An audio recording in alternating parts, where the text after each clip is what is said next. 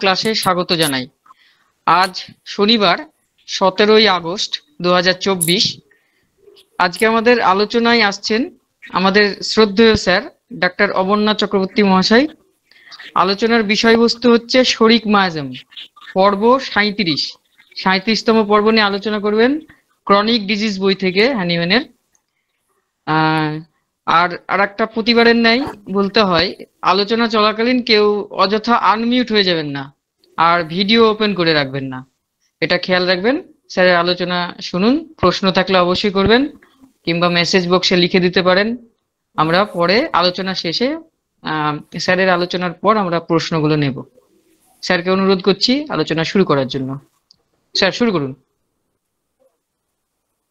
উপস্থিত সকল চিকিৎসক বৃন্দকে যথাযথ সম্মান এবং শ্রদ্ধা জানিয়ে আজকের আলোচনা শুরু করছি। আমরা একটু ইরেগুলার হয়ে পড়েছি, রেকর্ড করার লোক পাচ্ছি না বলে আমরা পুরোপুরি চালুও করতে পারছি না হোমিওপ্যাথ ফোন। এবং আমি কোনো রকমের আর কি সেই প্রদীপের সলতেটা একটু উস্কে দিয়ে আর কি আলোটা জ্বালিয়ে রেখেছি। এরকম একটা পরিস্থিতি, কিন্তু আমাদের তো অন্যগুলো করার দরকার ছিল। কেউ যদি এগিয়ে আসেন রেকর্ড করার জন্য, অন্তকে সপ্তাহে যদি অন্তকে একটা দিনও যদি আপনারা কেউ এগিয়ে আসেন স্বেচ্ছায়, তাহলে কিন্তু আমরা কিন্তু আস্তে আস্তে চালু করতে পারবো। এটা দায়িত্ব নিয়ে করতে হবে। বারবার আমি অনুরোধ করি, কিন্তু আমরা করতে পারছি না এই কারণে। যাই হোক, এটা আমাদের অসুবিধার কথাটা আপনাদের জানালাম। আজকে আলোচনাটা যেটা করব সেটা হচ্ছে সোরা নিয়ে আলোচনা করবো। তো আগের দিন পার্থ বোধহয় আজকে এসছে কি, পার্থ চৌধুরী এসছে কি দেবেন? হ্যাঁ স্যার, স্যার এইমাত্র ঢুকলেন। আগের দিনও একটা খুব ভালো প্রশ্ন তুলেছিল, সেটা হচ্ছে যে ওই যে লেটেন্ট কন্ডিশন, হ্যাঁ, এই যে ডিপ্রাইভ অফ সিমটম, এইটা বলে it's eruption whether it may be latent or quiescent, এই যে ফর্মটা, যেটা লেটেন্টটা তো আমরা জানি, লেটেন্ট সোডা আমরা জানি, লেটেন্ট সোডা কিছু কিছু সিমটম আমি উদাহরণ সেদিন দিয়েছিলাম। এই যে কুইসেন্ট, এই যে এইটা মানেটা কি? এটার মানেটা হচ্ছে যেখানে কি হচ্ছে না, যেখানে প্যাথোলজি আছে অথচ কোনো সিমটম নেই। প্যাথোলজি আছে, কোনো সিমটম নেই, মানে এটার মানেটা হচ্ছে এইরকম। এখানে কি বলা হচ্ছে, pathology causing no symptom. Pathology একটা আছে কিন্তু সিমটম তৈরি করছে না, এটা একটা কন্ডিশন। আরেকটা কন্ডিশন এখানে বলা হয়নি। আজকাল দেখতে পারবেন যে আজকাল অ্যালোপ্যাথি চিকিৎসকরাও সিমটোমেটিক ডিসঅর্ডার বলে একটা কথা টার্ম লিখছেন অনেকে। দেখা যায় যে অনেক পেশেন্টের প্রচুর সিমটম আছে, আপনার কাছে ট্রাভেলসের কথা সে বলছে, আমার পেটে এই গন্ডগোল, অমুক গন্ডগোল, মাথায় ওই অমুক তমুক, কি পেটে বিভিন্ন রকম সব গন্ডগোল বলছে সে। আপনি তাকে টেস্ট করে দেখছেন, কিছু পাচ্ছেন না। লিভার ফাংশন টেস্ট ওকে, হ্যাঁ, স্টুল রিপোর্ট ওকে, হ্যাঁ, ultrasonography okay, all is okay. Patient তার গ্যাস অম্বলে মারাত্মক ভুগছে। এবার সেখানে এক্সাইটিং কজ কিছু পাওয়া যাচ্ছে না। এরকম ঘটনা অনেক পাবেন। ফাংশনাল, সরি আমি বলতে ভুলে গেলাম, ফাংশনাল ডিসঅর্ডার বলে ওরা লিখছে না, মাথায় লিখছে। এই যে ফাংশনাল ডিসঅর্ডার, যেটা এটা তো সোরার একটা অন্তর্গত অংশ। তো এবার আসা যাক মূল জায়গায়, আমরা এবার চলে আসি। এবং আমরা এই জায়গাটা, তার আগে ইয়েটা কি পড়েছি, যে সোরাকে ধ্বংস করতে গেলে শুধুমাত্র সিঙ্গেল একটা মেডিসিন দিয়ে হবে না, আরো কয়েকটা মেডিসিন লাগবে। এই কথাটা সেইটাই পরবর্তী ব্যাখ্যা করেছি, বিস্তারিতভাবে তিনি ব্যাখ্যা করেছেন। এই ব্যাখ্যাটা আমরা আস্তে আস্তে আসছি। দেখুন এখানে তিনি হ্যানিম্যান কি বলছে সোরা সম্পর্কে বলছে, this circumstances need not astonish as we consider that the sora is a chronic miasm of quite peculiar special character. অদ্ভুত ধরনের একটা স্পেশাল, বিশেষ ধরনের তার চরিত্রগত বৈশিষ্ট্য, এগুলো তার অ্যাডজেক্টিভ গুলো দেওয়া হয়েছে। several of years passed through the several millions of human, thousands of years, শুধু সাবস্টেন্স বলেনি, এজ যোগ করেছেন অ্যানিম্যাল এজ যোগ করে thousands of years has passed through several millions of the human organism and must have assumed such a vast extension of the varied symptom. এবং এটা এক্সটেনশনটা কেমন আছে, ভ্যারিড সিমটম, বিভিন্ন প্রকার সিমটম দিয়ে এটা প্রকাশ পাচ্ছে। তো এলিমেন্ট দোজ ইনিউমারেবল, মানে এত ইয়ার্স যাকে গোনা যাবে না, অসংখ্য, মানে গণনার অতীত, এই কথাটা বলা হচ্ছে এখানে এই সোরার ক্ষেত্রে। নন ভেনারেল এলিমেন্ট, অবশ্যই নন ভেনারেল, আন্ডার হুইচ ম্যানকাইন্ড নাও গ্রোনস, মানে এর আন্ডারে মানুষ আর কি, কাইন্ড বলতে মনুষ্য সমাজ, মনুষ্য যে জাতি যেটাকে সেইটার বলছে, সেটা কি করছে, গ্রহণ মানে কি, গ্রহণ মানে গোঙানো, তার মানে এই যে মানব জাতি যে কষ্টে যন্ত্রণায় তারা যেন একদম গোঙাচ্ছে বা তারা যেন আর্তনাদ করে বেড়াচ্ছে, এই কথাটা এখানে অ্যানিম্যাল বলতে কত যুগ আগে তিনি এটা আবিষ্কার করেছিলেন, বুঝতে পেরেছিলেন। and could transmute itself, transmute মানে পরিবর্তন করা, transmute itself into a such a indefinite multiple forms, indefinite অনির্দিষ্ট, multiple forms of different from one another, একটা থেকে একটা আলাদা, as it gradually ultimated itself in the various bodily constitution of individual men and different form of one another of their domicile, comma, মূল কথা হচ্ছে যে এটা বিভিন্ন রকম মানুষের মধ্যে আমরা পাচ্ছি এবং সেটা বিভিন্ন রকম তার কনস্টিটিউশনের মধ্যে আলাদা দেখতে পাচ্ছি, তার চরিত্রগত বৈশিষ্ট্য আলাদা দেখছি। এর পরের অংশটা পরে আসবো। এখানে একটা জিনিস খুব ভালো করে বোঝার আছে, indefinite magnitude of forms, indefinite magnitude of form, গোটা মেডিকেল সায়েন্স কি করছেন, fixed, pathology is fixed, medicine is fixed. আমরা হোমিওপ্যাথরা আমরা ওই ফিক্সড করার লক্ষ্যে কিন্তু আমরা ফাঁদে পা দিচ্ছি, so called evidence base cure করছি। So called evidence base cure মানে কি, ফাঁদটা দেখুন, আমি এই গয়টারটা সারিয়ে দিয়েছি, আমি এই টিউমারটা সারিয়ে দিয়েছি, খুব ভালো গল্প, এই গল্পের কোনো তুলনা হয় না, এগুলো তো আমাদের করতেই হবে। কিন্তু ঘটনা হচ্ছে কি, পাশাপাশি আমি এটা তো বলছি না যে পেশেন্টটাকে সারিয়েছি, তুমি কার অ্যাড করছো, তোমার তো ভাবনা চিন্তার মধ্যেই গন্ডগোল। এবার আসা যাক, গোটা ওয়ার্ল্ডে কি বলা হচ্ছে, ফিক্সড, ফিক্সড ডিজিজ, ফিক্সড ইয়ে, এই কথাটা বলা হচ্ছে। এই জন্য হোমিওপ্যাথিতে যেহেতু ফিক্সড নেই কোনো কিছু, অতএব এটা বিজ্ঞান নয়, এটা অপবিজ্ঞান, এইভাবে দাগা মানে দেখে দেওয়া হচ্ছে। আসুন আমরা একটু বুদ্ধি বিবেচনা খরচা করে একটু দেখি, এই যে তাহলে ফিক্সড হলে কি হচ্ছে, বলছে কি ফিক্সড হলে খুব সুবিধে, নির্দিষ্ট ওষুধ, নির্দিষ্ট ডায়াগনোসিস, নির্দিষ্ট ওষুধ দেবো, বা এই কথা অনেকে বলছেন যারা একটু চালাক আর কি হোমিওপ্যাথির মধ্যে, বলছে হ্যাঁ ফিক্সড রোগের কিছু কিছু ওষুধ, মানে কোন কোন ওষুধগুলো মোটামুটি ওইখানে বেশি লাগে সেই জায়গাটাও আমরা যদি একটু ভাবতে পারি, তাহলে চট করে ওষুধটা সিলেকশন করে ওষুধটা দিয়ে দিতে পারবো।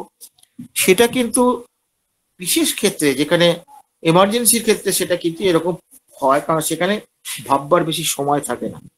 কিন্তু সেটা হচ্ছে অত্যন্ত জ্ঞানীগুণী চিকিৎসকের পক্ষে সম্ভব। নিউমোনিয়ার কন্ডিশন হয়েছে, আমাদের আগে তো হোমিওপ্যাথি ডাক্তার নিউমোনিয়া সারিয়ে হোমিওপ্যাথি কিন্তু দাঁড় করিয়েছেন, কলেরাকে সারিয়ে দাঁড় করিয়েছেন, ম্যালেরিয়াকে সারিয়ে দাঁড় করিয়েছেন, হোমিওপ্যাথি এস্টাবলিশমেন্ট হয়েছে এইসব যে সময় এদের কোনো চিকিৎসাই ছিল না, এগুলো ফ্যাক্ট এগুলো।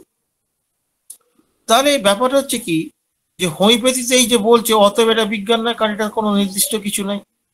আচ্ছা আমরা একটু তাহলে অনির্দিষ্ট হলে কি সেটা বিজ্ঞান নয়, নির্দিষ্ট যা হবে সেটাই বিজ্ঞান? একটু আমরা যুক্তি তর্ক দিয়ে ভেবে দেখি।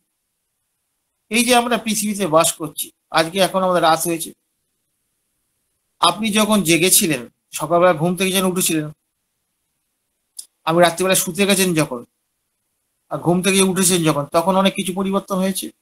সেই ঘুম থেকে ওঠার পর থেকে আমরা পরিবর্তন হচ্ছে, সারাদিন পরিবর্তন হচ্ছে। তাহলে এটা যেহেতু পরিবর্তন হচ্ছে, তাহলে দিন মিথ্যে কি করে বলি? এই পরিবর্তনশীলতার মধ্যে আপনি নির্দিষ্ট সময় খাচ্ছেন, নির্দিষ্ট সময় পড়াশোনা করছেন, নির্দিষ্ট সময় রুগী দেখছেন, আবার নির্দিষ্ট সময় ঘুমিয়ে পড়ছেন। তাহলে অনির্দিষ্ট হলে পরে কোনো ভুল এটা তো নয়। অনির্দিষ্ট হলেও কিন্তু আমরা সবকিছু করতে পারবো, বরঞ্চ অনির্দিষ্ট হলে আমরা আমাদের মতন করে সাজিয়ে নিতে পারবো, নির্দিষ্ট হলে আমরা সাজাতে পারবো না। ওই জন্য অ্যালোপ্যাথি চিকিৎসক বা আয়ুর্বেদিক চিকিৎসক এদের কিন্তু নিজস্বতার জায়গাটা পুরো ধ্বংসই করে দেওয়া হয়েছে। কারণ ওরা ওই নির্ভরশীলদের উপরে, যদি আবার ল্যাবরেটরি যদি আবার সেরকম ল্যাবরেটরি হয়, দেখা গেল যে ল্যাবরেটরি ঠিকানা দেওয়া আছে, সেখানে হয়তো একটা খাটাল আছে, এরকম ঘটনা এখানে ধরা পড়েছে। সেইখানকার রিপোর্ট হলে পরে তার ডাক্তার সেরকমই করবে। হুম, আমার এমন মনে আছে টিএসএইচ হচ্ছে 1.9, রিপোর্ট দিয়েছে 9.1, এরকম ঘটনা হয়েছে আমার লাইফে। তার ফলে ব্যাপারটা হচ্ছে কি, এই যে তাহলে নির্ভরশীলতা, এই নির্ভরশীলতা যদি হয়, একটা মানুষকে যদি সবসময় লাঠি দিয়ে হাঁটানো হয়, তার মেধাটা কোন জায়গায় যাবে? মেধাটা তো খুলবে না। বাস্তবতা হচ্ছে এই, মেধার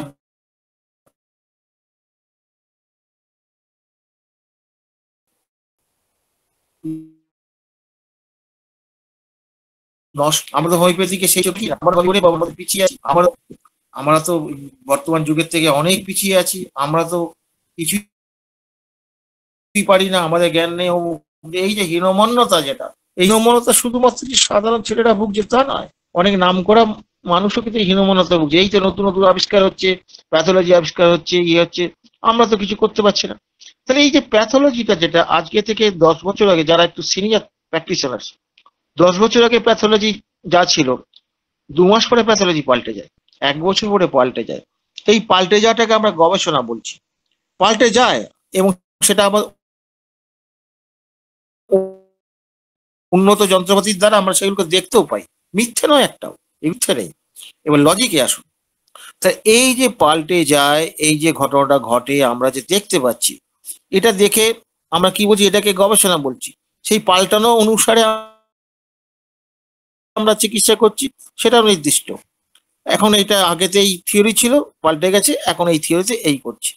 তাহলে দেখা যাচ্ছে পরিবর্তনশীলতা, মানে সকল কি বলবো, আমাদের যে জড়বাদী যে চিন্তা, প্যাথোলজি যেটা, সেই প্যাথোলজি তো পরিবর্তনশীলতা আছে, তো নেই তা তো না। তাদের তাদের পরিবর্তন যখনই হবে, প্যাথোলজি পরিবর্তনের নামের পরিবর্তন হয়ে যায়, বা তার কমপ্লিকেশনের জন্য আলাদা রকম চিকিৎসা হয়ে যায়। তাহলে পরিবর্তনশীলটাকে পরিবর্তনশীল এক জায়গায় তো দাঁড়িয়ে নেই। তাতে মানুষের কি অসুবিধা হয়েছে? মানুষের দিন রাত্রি হচ্ছে, তো সবকিছুতে হচ্ছে। মানুষ তো এটা নিয়েই বেঁচে আছে, বৃষ্টি হচ্ছে, ঝড় হচ্ছে, সবকিছু আছে। এগুলো কিন্তু প্রকৃতির অন্তর্গত সবই। পরিবর্তন হবেই। ঠিক সোরার বৈশিষ্ট্য ঠিক তাই। সোরা এই পৃথিবীর বাইরের কোনো জিনিস নয়। মানে ব্যাপারটা হচ্ছে যে সোরা যদি তার প্রকৃতির নেচারটা পাবে না কেন? নিশ্চয়ই পাবে।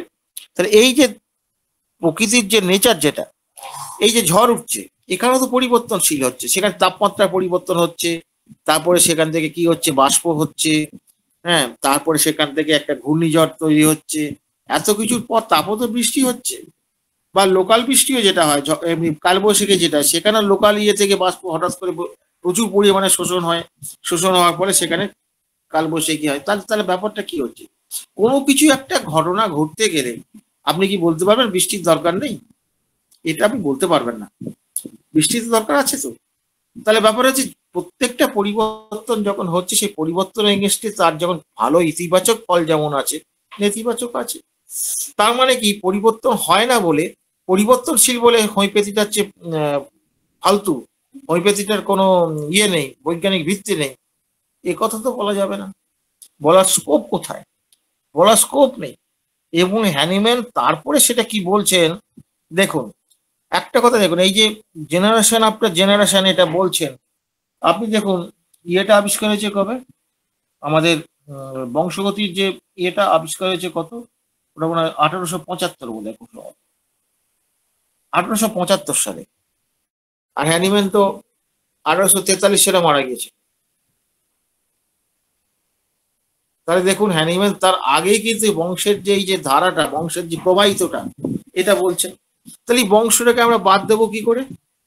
আমরা যারা কি করছি, কিছু সিমটম নিচ্ছি, সিমটম নিয়ে ওষুধ দেওয়ার চেষ্টা করছি। আমি রিসেন্ট একটা ঘটনা আপনাকে বলছি। একটি ছেলেকে আমি দেখছি, ছেলেটাকে এখন তার টিউবারকুলিনাম, খুব প্রমিনেন্ট টিউবারকুলিনাম এর সিমটম তার মধ্যে আছে, কিন্তু ছেলেটার মানে তার এই যে বিহেভিয়ার আমি দেখছি, আমার চেম্বারে বসে আছে, এই বিহেভিয়ার টিউবারকুলিনামের যে চঞ্চলতা যেটা, সেটা পাচ্ছি না। তার চেহারার মধ্যে টিউবারকুলিনামের যে এই রোগা লম্বা ইত্যাদি ইত্যাদি যে তার ইয়েগুলো বা আইল্যাশ গুলো একটু ইয়ে, তারপর আইল্যাশ গুলো খুব সুন্দর দেখতে, বা তার ওই ইয়েগুলো মানে ফেসেলস গুলো প্রমিনেন্ট, এরকম ফিচার্স গুলো আমি দেখতে পাচ্ছিলাম। এবং তার মেজাজ টেজাজ দেখলে, হ্যাঁ মেজাজ তার রেগে যায় বটে, অনেক সময় রেগে যায়। এরকম করতে করতে তখন আমি তার বংশগতিতে যখন যাচ্ছি, তখন ওর মা বলছে যে ও ঠাকুরদার মতো হয়েছে, ছোটবেলায় সবাই বলতো। ছোটবেলায় বলতো কেন না, ঠাকুরদার মতন কথা বলতো, কথা বলার ঢং ছিল, ঠাকুরদার মতন হাঁটতো। হুম, ঠাকুরদার মতন হাঁটতো মানে ব্যাপারটা কিরকম? ঠাকুরদা কি দেখেছে? ওই না না না, ঠাকুরদাকে দেখেনি। তাহলে ব্যাপার হচ্ছে, দেখে যেটা দেখবো সেটাই সত্য, আর যেটা দেখবো না সেটা মিথ্যে। আসুন, কোনটা সত্য কোনটা মিথ্যে আমরা একটু আবিষ্কার করি। এবার তাকে জিজ্ঞেস করলাম যে ঠাকুরদার মতো হাঁটে, এই কথাটা কেন আপনি বলছেন? এখন মানে না, এখন না, এখন না, এখন না। ওই 5-6 বছর বয়স পর্যন্ত ওরকম করতো, তারপর আর কিছু করে। এইবার হচ্ছে তাহলে আমরা কোথায় গেলাম? বর্তমান সিমটম গুলোকে আমরা দেখলাম, দেখে জার্নি করতে করতে তার ঠাকুরদা কেমন হাঁটতো? তার ঠাকুরদা রাস্তা দিয়ে যদি হাঁটতো, যদি কিছুক্ষণ হাঁটার পরেই তার ডান পাটা সে কি করতো, জুতোটা খুলে ঘাসের মধ্যে ঘষে নিত, আবার হাঁটছে, আবার পাতার মধ্যে ঘষে নিচ্ছে। হ্যাঁ, এরকম উনি করতেন। এবার ওনাকে জিজ্ঞেস করলে বলেও কিছু না। এবার এই ছেলেটাও ছোটবেলায় ওরকম করতো। এ কি করতো, ওই পায়ের তলাটা, ওই কারো হয়তো প্যান্ট আছে, কারো হচ্ছে ওই রান্নাঘরে যে ন্যাকড়া ফ্যাকড়া আছে, যা পেতো সামনে, ব্যাস ওটা মুছে নিত। ঘরের মধ্যে হাঁটছে, ঘরের মধ্যে একটু মুছছে, এরকম ঘটনা করতো। বাইরে গেলেও ওরকম করতো, চটিটা খুলে সে কি করতো, হাত দিয়ে ঘষে নিত। সে কিন্তু ওই ঘাস তো ঘষতো না, হাত দিয়ে ঘষে নিত। বা মায়ের কাপড়টা সঙ্গে যাচ্ছে, কাপড়টা একটু করে ঘষে নিত পাঠাতে, এরকম করতো। হাউ স্ট্রেঞ্জ, কিরম ব্যাপার? বলে এখন না না, ওসব কিছু নেই। আমি একটু চিন্তা ভাবনা করে দিলাম, দিস ইজ নাথিং বাট ফাস্টিডিয়াস। তাহলে ব্যাপারটা হচ্ছে কি, যে তার ঠাকুরদার ওইটা এরকম ছিল, তার ছোটবেলায় তার ওই লাইফ জার্নিতে তার ছিল, এখন পরিবর্তন হয়ে গেছে। তাহলে এই যে পরিবর্তন হয়ে গেছে বলে কি তাহলে ওটা কাজে লাগানো যাবে না? আমার যুক্তিটা বোঝার চেষ্টা করুন। এই যে বলা হয় পরিবর্তনশীল, কোনো ফিক্স নেই, কিছু নেই, মিথ্যে, কিন্তু আপনারা এই পরিবর্তনশীলতা করে ওষুধ দেন না, পরিবর্তন করছেন না। আপনার কি বেঁচে নেই? আপনার জীবন কি এগিয়ে চলেছে না? ভালো মন্দ সবকিছুর মধ্যে দিয়ে তুমি এগিয়ে আছেন, এগিয়ে চলেছেন। তাহলে পরিবর্তনশীলতা মানেই ভুল, পরিবর্তনশীলতা মানে অবৈজ্ঞানিক, এই ভুল। ফিক্স যেখানে হবে সেখানেই প্রেজুডিস লুকিয়ে আছে, সে যে কোনো ক্ষেত্রেও, বিজ্ঞান বলে না, যে কোনো ক্ষেত্রে ফিক্সড ব্যাপারটাই গন্ডগোলের ব্যাপার। ফিক্সড কিছু হয় না, হতে পারে না, প্রকৃতির নীতির বিরুদ্ধে। তাহলে তাহলে বা প্রশ্ন হচ্ছে যে তাহলে হোমিওপ্যাথিতে কি নেই? আছে। দেখুন এখানে ব্যাপার আছে,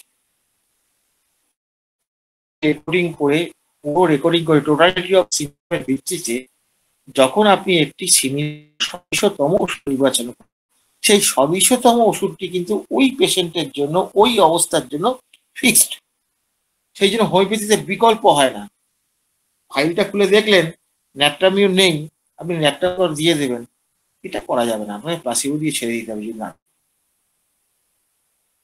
তাহলে বোঝা গেছে ফিক্সড ব্যাপারটা হোমিওপ্যাথিতেও আছে। আবার আমি দেখালাম পরিবর্তনশীলতা ডায়াবেটিসও আছে বা সকল মডার্ন সিস্টেমও আছে। পরিবর্তনশীলতা তারা তারা চেষ্টা করছে ফিক্সড করা, ফিক্স হবে না তো। প্রকৃতির নিয়মের বিরুদ্ধে গেলে কি করবে? আর প্রকৃতির নিয়মের বিরুদ্ধে যাওয়ার জন্যই গন্ডগোল হচ্ছে, এবং সেই কারণে আমরাও ফিক্সড করার জন্য উঠে পড়ে লেগেছি। কিন্তু সেটা কতটা যুক্তিসঙ্গত আমি বোঝাবার চেষ্টা করেছি। এবার আপনারা ভালো মন্দ আপনারা বিচার করে নেবেন। তারপরে কি বলছে দেখুন, কি কি কথাটা বলছে, আমরা কি এগুলো ইয়ে করি? ক্লাইমেটিক পিকুলারিটিস, আবহাওয়ার পিকুলারিটিস গুলো কোন অঞ্চলে কিভাবে বাস করছে, যে এলাকাটা শীত প্রধান এলাকা, কোন এলাকাটা বর্ষার প্রধান, বা কোনোটা হচ্ছে প্রচন্ড গরম। ফলে সব জায়গায় রোগের ভ্যারাইটিস তো এখানে আলাদা আলাদা হবে। দেয়ার এডুকেশন, এডুকেশন কথাটা কিন্তু খুব গুরুত্বপূর্ণ কথা। এডুকেশন, এডুকেশন, এই এডুকেশন ব্যাপারটাও আমাদের দেখতে হবে। এডুকেশনের মধ্যে শুধুমাত্র আমরা জিজ্ঞেস করি পড়াশোনা কেমন ছিল, তার বুদ্ধি কেমন ছিল, তার কোন কোন সাবজেক্ট ভালো লাগতো, এগুলোর উপরে কিছু কিছু ওষুধ আছে, আমাদের নেই তা নয়। কিন্তু ব্যাপার হচ্ছে এডুকেশনের মধ্যে তার বুদ্ধিবৃত্তিটা কেমন ছিল, সে এডুকেশনে কোনো করতে গিয়ে ধাক্কা খেয়েছিল কিনা, বা এডুকেশন করতে গিয়ে তার প্রচন্ড স্ট্রাগল করতে হয়েছিল কিনা। তার মানে বুঝতে পারছেন যে এডুকেশনটা জানতে গিয়ে কিন্তু তার লাইফ স্টাইলটা আপনি বা জীবন শৈলীটাকে আপনি বুঝে ফেলছেন। তাহলে এই যে জীবন শৈলীটা বুঝে ফেলা, এখানে হ্যানিম্যান কিন্তু বলছেন কি না, climatic peculiarities their educational habit, education habit, occupation, অকুপেশনের গুরুত্ব বোঝাতে হবে না, অকুপেশন তো আমরা নেই। অ্যান্ড মোডস অফ লাইফ, যে কথা আমরা বারবার বলি, লাইফস্টাইল বা জার্নি অফ দ্য লাইফ, এই কথাটা আমরা বারে বারে বলি। তো এখানে হ্যানিম্যান বলছে না, আমরা এগুলো বানিয়ে কিছু বলি না। আচ্ছা, আপনি যে ওষুধ, আপনি যে ইয়েটা দেখছেন, ওষুধটা যে দিচ্ছেন একটা পেশেন্টকে, আপনি জার্নিটা দেখবেন না? জার্নিটা তো দেখতেই হবে আপনাকে। এই গত সপ্তাহে একটা বাচ্চা শিশুকে, 1 বছর 4 মাস হবে, ওকে আমি কার্সিনোজেন দিয়েছি। কেন দিয়েছি? তার কিন্তু বর্তমান সিমটমে কিন্তু দেখা যাচ্ছে টিউবারকুলিনামের সিমটম অনেক বেশি লাগছে। তার ঠান্ডা লাগার ধার, তার রোগা পটকা চেহারা ইত্যাদি। বুদ্ধি কিন্তু তীক্ষ্ণ। আবার তার ইয়ে ছিল, তার হচ্ছে ওই মাথায় তালুটা শক্ত হতে দেরি হয়েছিল, কথা বলতে একটু দেরি হয়েছিল, এই সবগুলোই আছে। কিন্তু তা সত্ত্বেও দেখা যাচ্ছে কি, তার জার্নি অফ লাইফটা আমি দেখছি কি, জার্নি অফ লাইফটা দেখছি কি, যে তার বাবা লাইফটা প্রচন্ড মানসিক যন্ত্রণার মধ্যে কাটিয়েছে এখনো পর্যন্ত। তার বাবা পারিবারিক কিছু গন্ডগোল আছে। তার এই যে তার ব্যাকগ্রাউন্ডে মিউজিকটা, এটা যে তার বাজছে, এই সেই তারই তো সন্তান। ফলে আমি এই জায়গাটাকে কেন দেব না? কেন এই জায়গাটা তো কনসিডার করতে হবে। শুধুমাত্র তার সিমটমটা ইয়ে করলে হবে না। ফলে এখানে টিউবারকুলিনামটা, এই জায়গাটা টিউবারকুলিনাম মোড অফ লাইফ বা তার জার্নি অফ লাইফের জন্য টিউবারকুলিনাম কেটে বেরিয়ে গেল। তবে সিমটমকে বুঝতে গেলেও কিন্তু আপনার ওই যে কিভাবে উঠে আসছে সিমটমটা, ওই উঠে আসাটা খুব মজার ব্যাপার। ওখানেও দেখবেন কারো স্লোতে আসছে, দেখবেন রোগ টোগের ক্ষেত্রে দেখবেন তার কারো স্লোলি এগোচ্ছে, কারো খুব র্যাপিডলি এগোচ্ছে, এগুলো দেখতে পাবেন। প্রত্যেকটা ক্ষেত্রে এই গতি তার একটা আছে, তার গতির পিকুলারিটি আছে, এগুলোকে বাদ দিতে পারবে না। তারপরেই বলছে ডায়েট, ডায়েট ডায়েট একটা খুব গুরুত্বপূর্ণ বিষয়। আপনি ধরুন এই বাংলায় আপনি চিকিৎসা করছেন, একটা বাচ্চা বলছে, তার মা বলছে ও কি খেতে ভালোবাসে, না ও জানে না ডাক্তার, ও খুব তেতো খেতে খুব ভালোবাসে। আপনি তো আনন্দে নাচতে শুরু করলেন, তাই তো তেতো খেতে তো ভালোবাসে। আপনি কিন্তু বাংলার ইতিহাসটাকে, খাদ্যের ইতিহাসটাকে দেখলেন না, বাংলার প্রচলিত জায়গাটা ভাবলেন না। বাংলায় কি হয়, বাংলা একটা কথাই আছে, সেটা হচ্ছে কি, তেতো খেলে কৃমি মরে যায়, তেতো খেলে রক্ত পরিষ্কার হয়। এরকম একটা ধারণা কিন্তু বাংলার মধ্যে প্রচলিত আছে। অনেক অনেক পরিবার কিন্তু তার বাচ্চাকে ওইভাবে মডিফাইড করে তারা কিন্তু ওইটা অভ্যেস করে। এইবার আপনি তেতো খাওয়াটা বর্তমানে দেখলেন, দেখে এটা কন্ডিশন হলো, এটা তো অন্য কথা। কন্ডিশনাল বলে এটা হবে না, সেটা তো মানলাম, কিন্তু কন্ডিশনালটা বুঝবেন কি করে? Weather it is conditional are not conditional. তাহলে এইখানে বুঝতে গেলে আপনাদের স্যার এই হ্যাবিটটা বুঝতে হবে, এই যে তাদের বাবা মায়ের মধ্যে একটা যে ধারণা আছে যে তেতো খেলে পরে এই হয়, তেতো খেলে হয়, দিস ইজ অত ফিক্সড আইডিয়া। এটাকে বাদ দেবেন কি করে? তার বাবা মা উৎসকে বাদ দিলে তো নদী শুকিয়ে যাবে বাবা। উৎসকে আমি বাদ দেবেন কি করে? উৎসকে বাদ দেওয়ার কোনো রাস্তা নেই, বরঞ্চ উৎসর গুরুত্ব অনেক বেশি। উৎসের মধ্যে যদি খুব মোস্ট পিকুলার যদি কিছু পাওয়া যায় তাহলে সেটাকে আমরা বাদ দিতে পারবো না। তাহলে সিমটম নিলাম, কয়েকটা সিমটম নিলাম, ইয়ে করলাম, যোগ করে দিলাম, আর এসে গেল ওষুধ। সব দেখাচ্ছে না, কম্পিউটার সব দেখাচ্ছে। ওই জড়বাদী চিন্তা ভাবনার এই অঙ্কেতে হোমিওপ্যাথি হবে না। হোমিওপ্যাথি এইভাবে হয় না। আমরা বহু ক্ষেত্রে দেখতে পাচ্ছি কিরকম না, 10টা সিমটম আছে, সেটা দিয়ে যে ওষুধ আসছে, 3টে সিমটম অন্য ওষুধ এসে গেল, 3টে সিমটম দিয়ে ওষুধ দিয়ে গেল।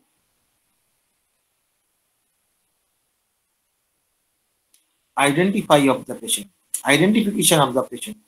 পেশেন্টকে আমি চিনবো কি করে? চেনার জায়গাটা যদি আমরা না করতে পারি তাহলে তো মহা মুশকিল ব্যাপার।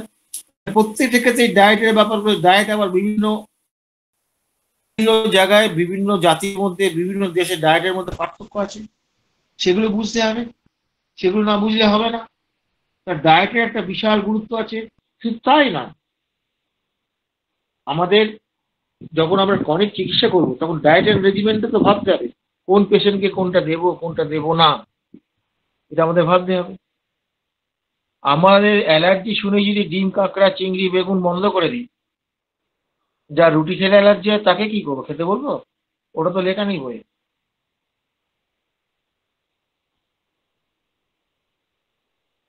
এই যে ব্যাপারটা যেটা, এটা আপনি কি করবেন?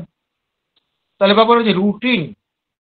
এটা হলে এইটা বন্ধ করতে হবে, ইউরিক অ্যাসিড হয়েছে তাকে ওই মাংসটা বন্ধ করে দিতে হবে, এরকম ব্যাপারটা নয়। ইউরিক অ্যাসিডে দেখা যায় যে মাংস খেলে পরে বাড়ে, এরকম প্রমাণ পাওয়া গেছে। সেটা কিন্তু মিথ্যেও নয়, আবার সেটা সম্পূর্ণ সত্য নয়। প্র্যাকটিস অফ মেডিসিনের যেটা সত্য সেটা আংশিক সত্য। যখনই আমরা এই স্বতন্ত্রতার জাঁতা করে ফেলবো তখন দেখবো যে ওই স্বতন্ত্র পেশেন্টের জন্য ওইটা সত্য না মিথ্যে।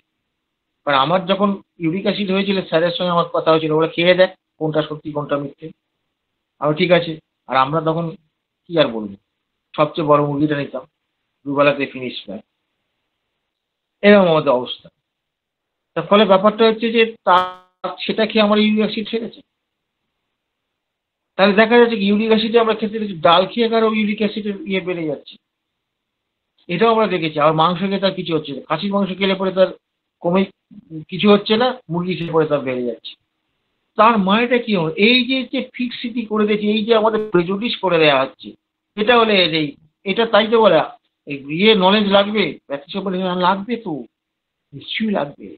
ওখানে যে কথাগুলো বলছে ওখানে একটা মিথ্যা কথা বলেনি যে এই রোগে এই জিনিসগুলো বাড়িয়ে দিতে পারে। হ্যাঁ, ওই পর্যন্ত ঠিক আছে, কারণ ওরা তো হচ্ছে জড়বাদী চিন্তা, ওরা সবকিছু ফিক্সড করবে। এবার আপনি তো হোমিওপ্যাথ, আপনি তো মডার্ন চিকিৎসক, you are modern, you are modern physician. আপনি মডার্ন ফিজিশিয়ান কি করবেন? ওই স্টিরিওটাইপ ধরাবাঁধা গদ ধরবেন? ধরাবাঁধা গদ আপনার ধরা সাজে না, আপনার হ্যানিম্যানের শিষ্য। আপনি কি করবেন? ওই যে খাদ্যগুলো বললো, ওই খাদ্যগুলোর মধ্যে কোন খাদ্যটা এর পক্ষে অ্যাপ্লিকেবল, কোনটা নন অ্যাপ্লিকেবল, এইবার আপনাকে বিচার করতে করে এবার আপনাকে দিতে হবে। তাহলে বোঝা গেছে যে এই যে আমরা কোন ক্ষেত্রে দেব কোন ক্ষেত্রে দেব না, এইটা কিন্তু আমাদের কিন্তু ফিলোসফি গাইড করবে। তার মানে রুটিন, রুটিন ব্যাপারটাই চলবে না, রুটিন ব্যাপারটাই চলবে না। আমি তো এরকমও দেখেছি যে পেশেন্টের গ্যাস অম্বল প্রচন্ড, সে বলছে তেঁতুলের জল খেলে আমার গ্যাস অম্বল হয় না।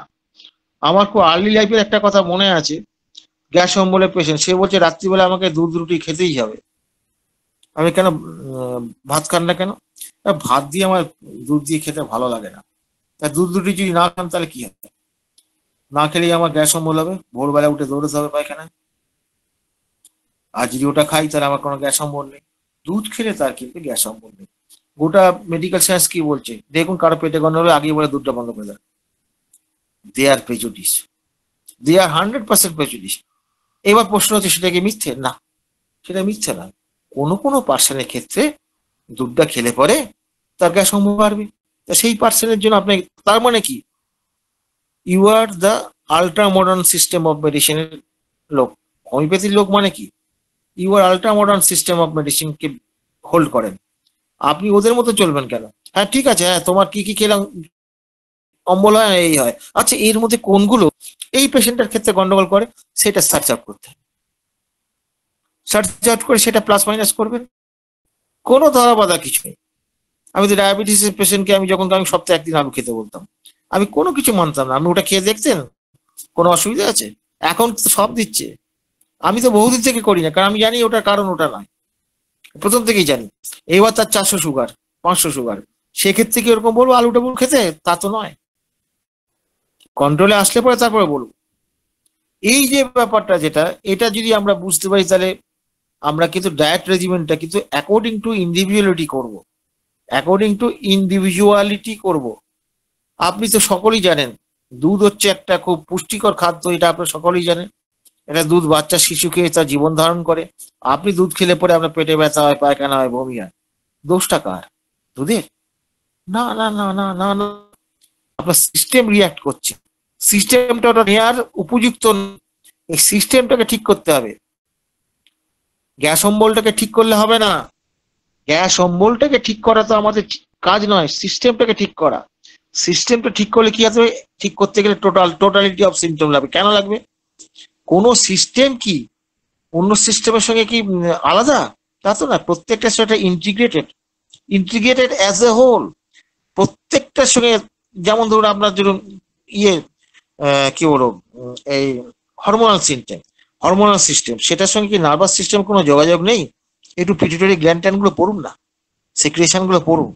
এইখানে তো লাগবে আপনার ফিজিওলজি লাগবে, পড়ুন, পড়ে দেখুন, বুঝতে পারবেন প্রত্যেকটার সঙ্গে প্রত্যেকটা ইন্টার রিলেটেড। এই যে আপনার এই যে ধরুন আপনার গ্যাস্ট্রিক প্রবলেম, গ্যাস্ট্রিক প্রবলেমে দেখা যাচ্ছে কি যে আপনার ক্যালসিয়ামের অভাব হয়েছে, রিপোর্ট করে ক্যালসিয়ামের অভাব পেলেন। আপনি ওয়েল টু ডু ফ্যামিলি, আপনার বাড়িতে যা খাদ্য খাওয়া হয় তাতে ক্যালসিয়ামের অভাব হওয়ার কোনো কথা নেই। তাহলে এখানে কি বুঝতে পারলেন যে ক্যালসিয়াম মেটাবলিজমে তার একটা গন্ডগোল আছে। এখান থেকে আমি পট করে ধরে পেলাম এটা সিকিউরিটি নেচার, এটা ধরে ফেলছে। তাহলে এই লোকটা যখন গন্ডগোল আছে তাকে আপনি ক্যালসিয়ামটা দেবেন, যেটা কম কম যেটা হবে সেটা বেশি দিতে হবে। এটা তো কোনো চিকিৎসার পদ্ধতি হতে পারে না। সে ক্যালসিয়ামটা নিতে পারছে না কেন, তার নেয়ার ব্যবস্থাটা করতে হবে। হোমিওপ্যাথি তাহলে কোন জায়গায় আধুনিক বুঝতে পেরেছে? ওরা ক্যালসিয়ামটা নিতে পারছে না, ব্লাডে কম পেয়েছে, ক্যালসিয়াম সাপ্লাই দেবে। যে খেতে পায় না তাকে সাপ্লাই দিলে তবু সেটা কিছুটা লজিক্যাল হলো। কিন্তু কথা যে স্থূল স্থূল মেডিসিন বা স্থূল ডোজ কি ক্ষতি করতে পারে, আগের ইয়েতেই তো আলোচনা আমরা করেছি। আগের ইয়েতে আলোচনা হ্যানিম্যান তো বারবার বলেন যে স্থূল মেডিসিন দিলে পরে কি সর্বনাশ হবে, কি ক্ষতি হবে। এটা হ্যানিম্যানকে ডিটেলস আমার আগের ভিডিওতে পাবেন তো। আমি বলি নাই, আমি কে? আমি কেউ না। তাহলে ব্যাপারটা হচ্ছে কি যে হ্যানিম্যানের এই জায়গাগুলো কিন্তু কেউ হাইলাইট করছে না। তার মানে কি পরিবর্তনশীলতা মানেই কিন্তু আপনার ভুল নয়, পরিবর্তনশীলতাই মানে ধ্বংস নয়। হ্যাঁ, পরিবর্তনশীলতা মানে ধ্বংস নয়। ঠিক আছে, আবার বলছি ধ্বংস। দেখুন আমি পাগল হয়ে গেছি মনে হচ্ছে। ধরুন আপনি একটা আপেল খেয়েছেন, আপেলটা খেয়ে কিছুটা আপেল আপনি মাটিতে ফেলে দেবেন, সেটা পচবে, পচে পরিবর্তন হয়ে মাটির সঙ্গে মিশে যাবে। তাহলে আপনি কি বলবেন? ধ্বংস, ধ্বংস বলবেন। এবার ধরুন একটা গান শুনবেন মনে করলেন, একটা গান শুনবেন, ধরুন একটা নজরুল গীতি শুনবেন মনে করলেন।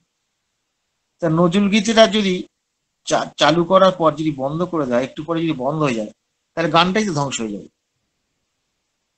তাহলে নজরুল গীতিটা পুরোটা চলতে দিতে হবে। তা পুরোটা যদি চলতে দিতে হয় তাহলে সে প্রতি মুহূর্তে তার সুর, তাহলে লয়টা এক থাকলে সুরটা তো পরিবর্তন হচ্ছে, সুরটা পরিবর্তন শুরু থেকে শেষ পর্যন্ত গিয়ে পরিবর্তন হলে তবে একটা পূর্ণ গান হচ্ছে। তারপর পরিবর্তন মানেই ধ্বংস নয়, পরিবর্তন মানে সৃষ্টিও হতে পারে।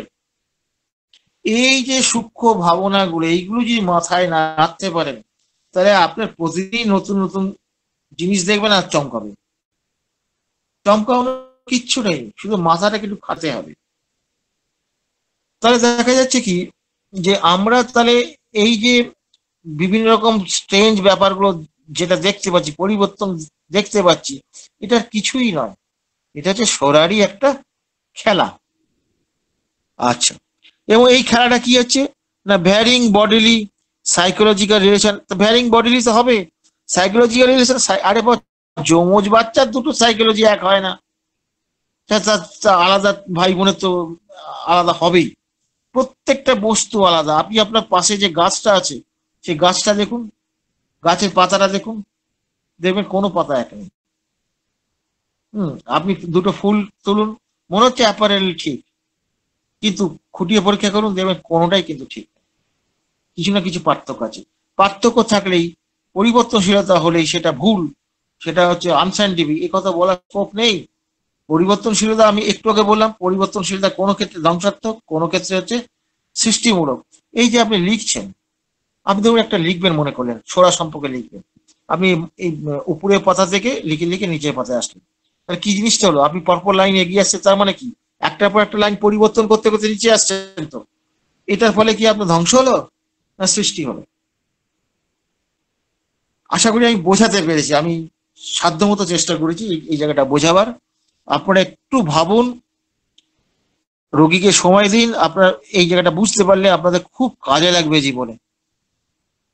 আচ্ছা, তারপর কি বলছে, it is there for strange and that the single and only মেডি। এই কারণেই বলছি, এই যে বিভিন্ন রকম পরিবর্তনশীলতা আছে, এই কারণেই বলছেন যে এখানে যে সোরাকে ইয়ে করার জন্য, ইট ইজ সোরা অ্যান্ড ইটস ফর্ম, সোরা এবং তার এই যে বিভিন্ন রূপ আছে, that require several medicine in order to respond. এইগুলোর জন্য কি সেভারাল মেডিসিন লাগবে টু রেসপন্ড। অ্যানিম্যাল তারা দেখুন এই একটা কথাকে ব্যাখ্যা করার জন্য এতগুলো কথা বলেছে। By the artificial morbid effect, artificial morbid effect বলতে ওষুধের কথা বলছে, peculiar to each to the innumerable host of the SORA symptoms, SORA যা সিমটম আছে, thus those all chronic non-venereal disease এখানে বলেছে, and the entire SORA, and do this in a curative homeopathic manner. Homeopathic ম্যানারে এইভাবে আমরা তাকে ইয়ে করতে পারবো।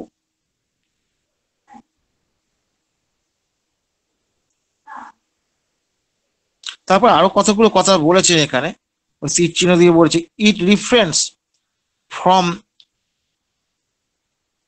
hinting through the exertion and through the how many careful observation investigation। তাই অবজারভেশন ইনভেস্টিগেশনের কথা তো হ্যানিম্যান বলেনি তা তো নয়, reflection and varied experiment. I have, নিজে বলছেন আমি এইরকম সব কিছু করে, I have finally succeeded after 11 years। 11 বছর ধরে পরীক্ষা করার পর আমি এই কথাগুলো বলেছি। with filling up that great chasm in the edifice of the homeopathic healing art, the cure of this inevitable chronic disease। সোজা কথা, chronic disease এর জন্য আমরা 11 বছর ধরে এটা আমি বিভিন্ন রকম ভাবে ইয়ে করেছি, এক্সপেরিমেন্ট করেছি, ইনভেস্টিগেশন করেছি, পর্যবেক্ষণ করছি, বিভিন্ন কিছু করে টোরে আমি এটা কিন্তু একদম প্রমাণিত হয়ে তারপরে আমি এই কথাটা বলেছি। এবং আপনারা শুনলে অবাক হবেন, হ্যানিম্যান জানেন ক্রনিক ডিজিজ লেখার পর ওটা প্রকাশ করতে ভয় পাচ্ছিলেন। এটা ঘটনা অর্গাননের ক্ষেত্রে হয়েছে, এখানেও তিনি প্রকাশ করতে ভয় পাচ্ছিলেন। তাহলে দেখা যাচ্ছে কি, এই যে মূল বিষয়টা তাহলে কি হলো, যে সোরা নিয়ে বলতে গিয়ে যেটা হলো, তার এই যে বিভিন্ন তার পরিবর্তনশীলতা, এইগুলো নিয়েই তো আপনার টোটালিটি। এবার যেমন ধরুন আপনি যেমন একটা জিনিস বলছেন, সকাল সকাল আপনার টাইম আছে, নুন একটা টাইম আছে, আফটারনুন আছে 1টা থেকে সন্ধ্যে পর্যন্ত, 5টা পর্যন্ত খুব সম্ভবত। তার প্রত্যেকটা টাইম ভাগ করেছি কিসের জন্য, আমাদের সুবিধের জন্য করেছি। কিন্তু পরিবর্তন তো হবে, আমরা ভাগ করি আর না করি, বসে থাকবে কি সময়, সময় তো পরিবর্তন হয়, পৃথিবীতে এইটাই ব্যাপার। তেমনি রোগের ক্ষেত্রেও মানুষের ক্ষেত্রে এই পরিবর্তনশীলতা আমাকে দেখতে হবে, ওইখান থেকে বুঝতে হবে যে গন্ডগোলটা আছে কি নেই। যেমন ধরুন এটা এই যে পরিবর্তনশীলতা সোরা তৈরি করছে, মানে বুঝবো কি করে। যেমন একটা পেশেন্ট বলছে আমার ভূতে খুব ভয় লাগে, ভালো কথা, ভূতে ভয় লাগে। আরেকটা পেশেন্ট বলছে যে কেউ এসে যদি ভিক্ষে চায় বা কেউ এসে সাহায্য চায়, আমি না দিয়ে পারি না, আমার খুব কষ্ট হয় দেখতে, আমি তাকে কিছু দিয়ে ফেলি। দুটো তো বিপরীত জিনিস, দুটোর সঙ্গে কোনো মিল আছে? মিল নেই। কিন্তু যদি আমরা মায়াজমটা চিনি, তাহলে বুঝতে পারবো এটা কোন মায়াজমের অন্তরে। সোরাকে বলে সেন্সিটাইজিং মায়াজম, সংবেদনশীল মায়াজম। একটা কথায় জেন কানিরাল বলেছেন, একটা কথা, একটা ওয়ার্ডে বলেছেন। তাহলে তো ভূতের ভয় পাওয়া, তার মানে কি he sensitive to ghost, sensitive to ghost বলেই তো সে ভূতের ভয়টা পায়। তার ভূতের প্রতি একটা সংবেদনশীলতা আছে, এই জন্য সে ভয় পায়। আবার গরিব দুঃখীর দুঃখ দেখে তার সংবেদনশীলতা আছে, সেই জন্য। তার মানে কি হচ্ছে, এই যে আলাদা রূপের সম্পূর্ণ ভিন্ন প্রকৃতির যে সিমটম যেটা দেখা দিচ্ছে, সেটা দড়িটা বাঁধা আছে কোথায়? দড়িটা বাঁধা আছে সংবেদনশীল। এই যে বৈশিষ্ট্য, এই বৈশিষ্ট্যটা যদি আমি ফাইন্ড আউট করতে পারি, রোগী যখন দেখছে, রোগী কথা বলছে, রোগীর কথা থ্রোয়িং দেখবেন, কথা বলার কায়দা দেখবেন, এই যে ব্যাপার, তার গতি দেখবেন কথা বলার, এইগুলো সবকিছু দেখে কিন্তু আপনি বুঝতে পারবেন যে এটা ঠিক কোন মায়াজমের দিকে যাচ্ছে, বা কোন মায়াজম তার হাঁড়ি কেটে বসে আছে। তিনটে মায়াজমই তো আছে, আপনাকে তো অ্যাক্টিভ মায়াজমটাকে বার করতে হবে, যে কোনটা বেশি, সবচেয়ে বেশি অ্যাক্টিভ হয়ে আছে। এই অ্যাক্টিভ বলতে গিয়ে আরেকটা ছোট উদাহরণ দিয়ে বলি। আমি এটা বুঝতে পারি, এই অ্যাক্টিভ মায়াজমটা বুঝতে, যেটা জেন কাঞ্জিলাল যেই চ্যালেঞ্জ একটা জায়গায় বলছেন, মোস্ট প্রমিনেন্ট সিমটমটা যখন যে মায়াজমের হবে, সেইটাই কিন্তু অ্যাক্টিভ মায়াজম। আপনি ধরুন একটা পেশেন্ট, আমি একটা 21-22 বছরের একটি মেয়ে আমি পেয়েছিলাম। তার স্বামী আর তার বন্ধু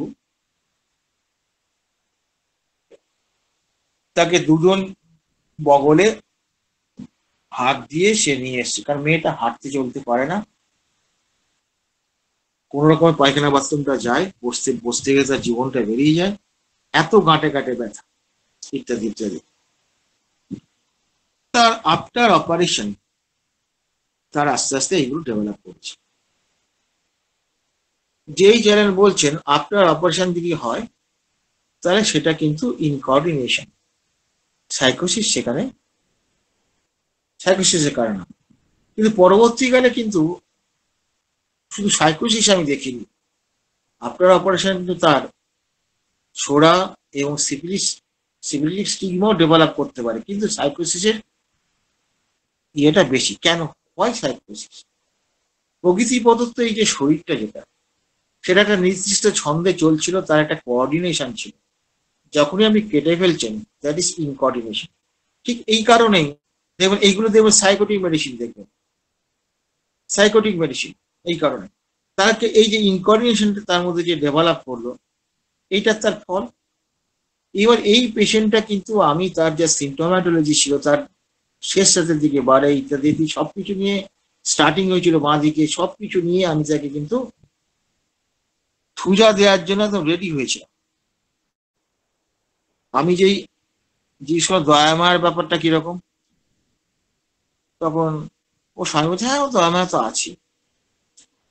তো ওর বউটা আমাকে কি করলো, তোমরা একটু যাও তো, আমি ডাক্তারের সঙ্গে একটা গোপন কথা বলবো।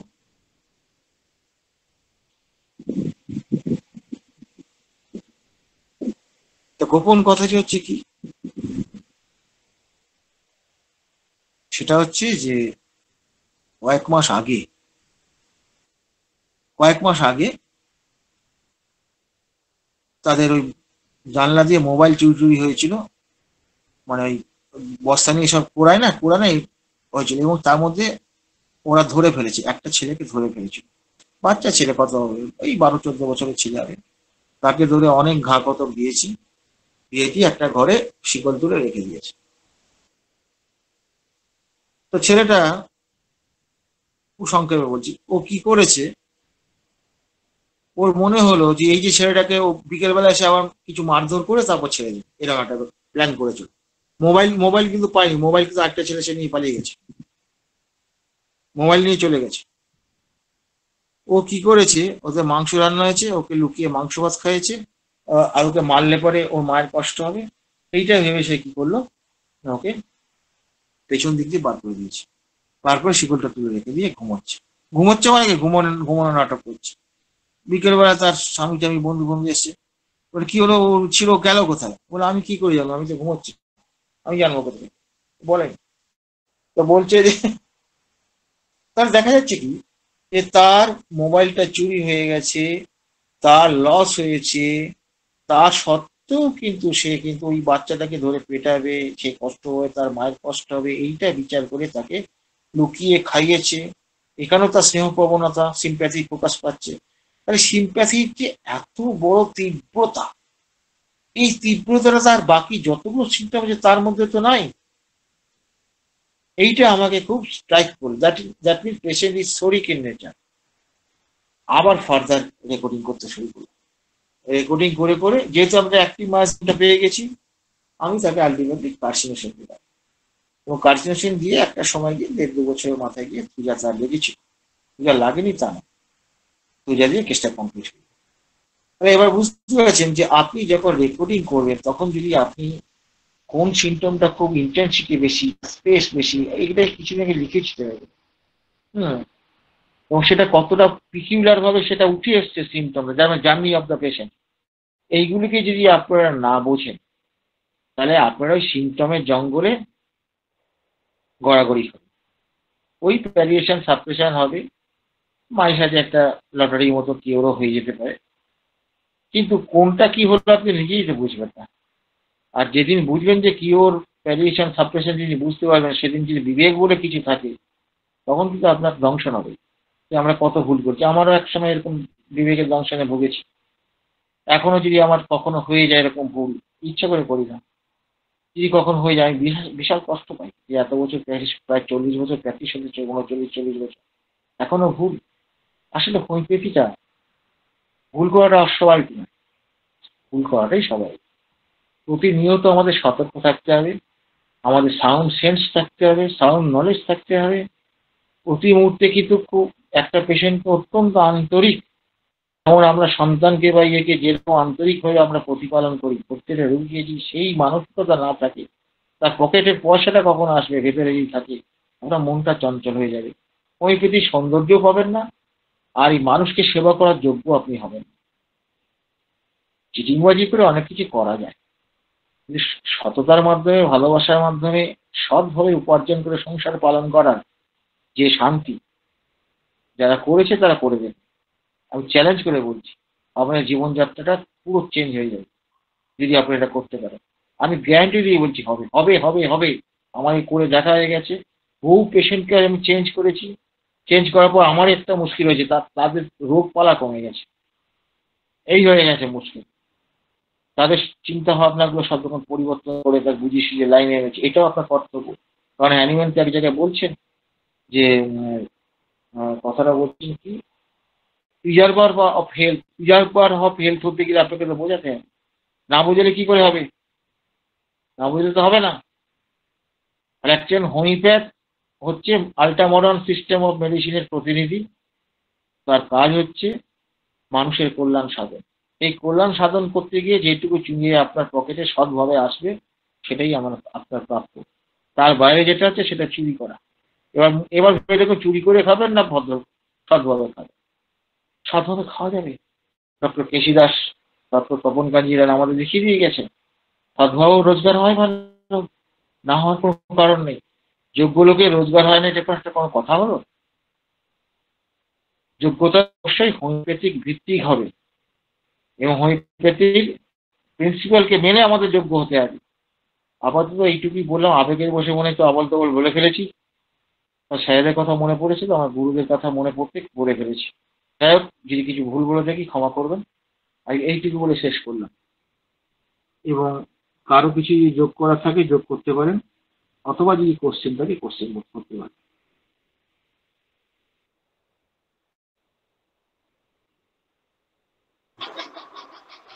ধন্যবাদ স্যারকে, অসাধারণ একটা আলোচনা আমরা পেলাম স্যারের কাছ থেকে। এরপর আমরা আমাদের মাঝে উপস্থিত আছেন পার্থ প্রদীপ চৌধুরী স্যার। আমি স্যারকে অনুরোধ করছি আজকের আলোচনার উপর যদি কিছু অ্যাড করেন স্যার। হ্যাঁ, না, অসাধারণ আলোচনা হয়েছে। অনেক হ্যাঁ, বিস্তৃত আলোচনা করেছে, ব্যাখ্যা দিয়ে করেছে। মূল সুরটা ধরতে হবে, আসলে একটি মাধ্যম তো ধরতেই হবে, তার সাথে রিয়াকশন। আসলে কোন এক্সাইটিং কজেতে তার সেই রিয়াকশনটা কি করছে। আর জার্নির কথা তো বলেছি, ওই অ্যাডাপ্টেশন, জার্নি আর রিয়াকশন, এই সবগুলোকেই দেখতে হবে। আর তো ব্যাখ্যাটা তো খুব ভালোই দিয়েছে, খুব ভালো আলোচনা হয়েছে। আর কে কি বলে শুনি, একটু বলে। হ্যাঁ, সবাই ভালো থাকবে।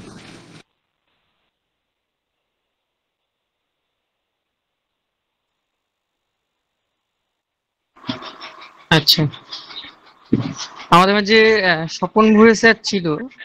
স্বপন ভুঁইয়া স্যার আছেন? হুম, না স্যার। আচ্ছা, আজকের আলোচনার উপর যদি কারো কোনো প্রশ্ন থাকে, আপনারা তাহলে প্রশ্ন করুন।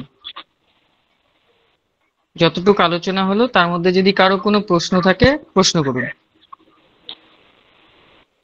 কেউ যদি বুঝতে না পারেন আমাকে বলবেন, আমি চেষ্টা করবো সাধ্যমতো বলবো।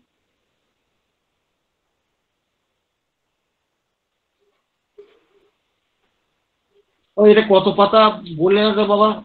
আমার হচ্ছে 100 বড় বইয়ে 105 পাতা। তোমার বইয়ে কত সেটা বলে দাও, যারা একটু উৎসাহী হবে তারা তো বইটা খুলবে। আচ্ছা, আমার বইয়ে হচ্ছে 122 পৃষ্ঠা। আচ্ছা ঠিক আছে। সবাই অন্তত ক্রনিক ডিজিজ বইটা একবার অন্তত কিনুন যদি না থাকে। আমাদের এই বইটা থাকা অন্তত খুবই দরকার। এটা দরকার, এটা বুঝলে তবে তো কিনবে। আমি আগের দিন বললাম না যে একজন অ্যালোপ্যাথি ডাক্তারকে যদি বলা হয় আপনি প্যাথোলজি পড়েন ভালো, সে তো চমকে যাবে। প্যাথোলজি পড়েন মানে আপনি বলছেন কি? আর আমাদের জিজ্ঞেস করে ক্রনিক ডিজিজ পড়েছেন, জিজ্ঞেস করে দেখুন না কদিন পড়েছে। স্যার হ্যালো, হ্যাঁ, বলুন। ক্রনিক ডিজিজ বই আছে কিন্তু বুঝি নাই, কিন্তু যাদের অনেক সময় বই থেকে আমরা বুঝি নাই, কিন্তু আর সাজেস্ট আলোচনা করলেন, তো এটা আমাদের কাছে সবসাথে অত্যন্ত গুরুত্বপূর্ণ লাগলো যে এতদিন বই ছিল কিন্তু বুঝতে পারি নাই। আমিও কিন্তু যে একবারে বুঝতে পেরেছি তা নয়। আমি আমি যখন প্রথম বুঝলাম, যখন আমার মনে আছে যে এই চ্যানেলের বই আমাকে ডাক্তার তপন পড়তে বলেছিলেন, তা আমি মাস দেড়েক বাদে হবে হয়তো বলে কি রে পড়ছিস? হ্যাঁ পড়েছি। বলে, অনেক তো প্রশ্ন আছে। বলে, তুই কিছুই পড়িস নি। এরকম করতে করতে বছর খানেক প্রায় ঘুরে গেল। তারপর লাস্টে বলে কটা কোশ্চেন আছে? বলে একটা আছে। তাহলে বলো। তখন আমাকে বলছে যে কি প্রশ্ন আছে। আমি সিউডো সরা কথাটা উনি কি করে লিখলেন আমি তো বুঝতে পারলাম না। এই অর্গাননের লোকগুলো কি সব একটা করে গন্ডগোল পাকানোর জন্য থাকে? সিউডো কি করে হয়? একটা মেগা ডিজিজ, সিউডো মানে ফলস, কি করে হয়? ওটা ওর মতো দেখতে। বলছে না রে না, ওটা হচ্ছে সিপিলিটিক স্টিগমা ধরতে হবে।